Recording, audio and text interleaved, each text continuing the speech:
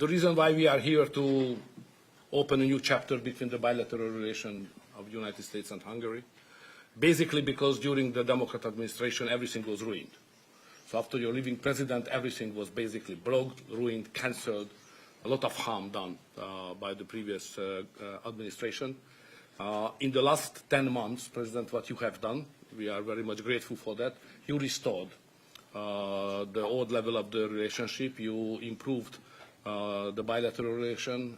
You repair what was done badly by the previous administration. So now we are in quite a good position to open up a new chapter, let's say a golden age between the United States and Hungary. And we have plenty of suggestions for today: economic cooperation, military cooperation, and political cooperation. And the main issue, probably, President, you know we are neighboring Ukraine, which is in war.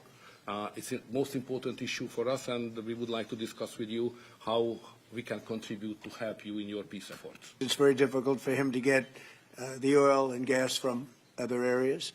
As you know, they don't have the advantage of having sea. It's a great country. It's a big country, but they don't have sea. They don't have the ports. And so they have a difficult problem. There's another country that has that same problem, by the way.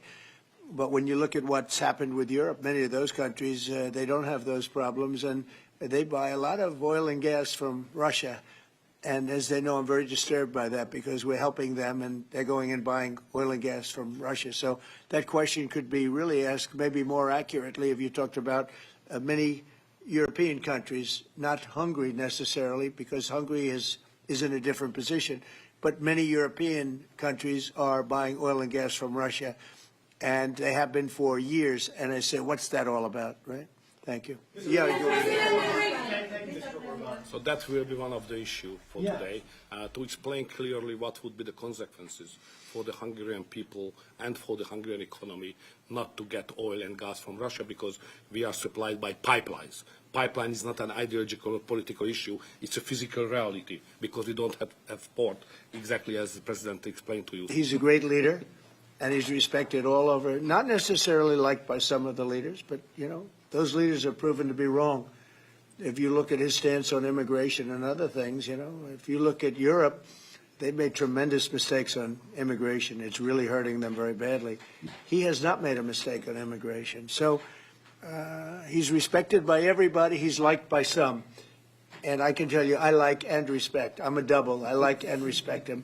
And that's the way Hungary is being led. They're being led properly. And that's why he's going to be very successful in his upcoming election. May I have a comment on that? You know, language is important because the Anglo-Saxon terminology is different from the European one. So to use categories can create some misunderstanding. So I would like to be clear as much as we can. We are the only government in Europe which considers itself as a modern Christian government. All the other governments in Europe are basically liberal leftist governments. So we try to do something from 2010 which is different from what the others are doing, even at the philosophical level and at the level of practice as well, as just the President described it, like migration. So we are kind of a special island of difference in a liberal ocean in Europe, and we consider ourselves as a modern Christian government. Meetings with Putin. We were talking about that with Viktor. He understands Putin and knows him very well. And I feel that, I mean, I'm going to let you say what you think, but I think that Viktor feels we're going to get that war ended in the not-too-distant future. Viktor, do you want to talk about that? Well, I'm strongly convinced. So the question is whether we Westerners are unified or not. The problem is that the President has huge peace efforts, which are just splendid and very positive for the European continent and all the peoples of Europe. But at the same time, we are not unified because Brussels and the Europeans have a different approach to the war. So the only pro-peace government is the United States government and the small Hungary in Europe anyway. All the other governments prefer to continue the war because many of them think that Ukraine can win on the front line, which is a misunderstanding of the situation. So it's a complicated issue. We will discuss it. It requests not just 2 minutes to respond to your question, but rather than our lecture. Sorry, not to continue more than that. To both of you. So you would say that Ukraine cannot win that war? miracle can happen. Yeah, that's right.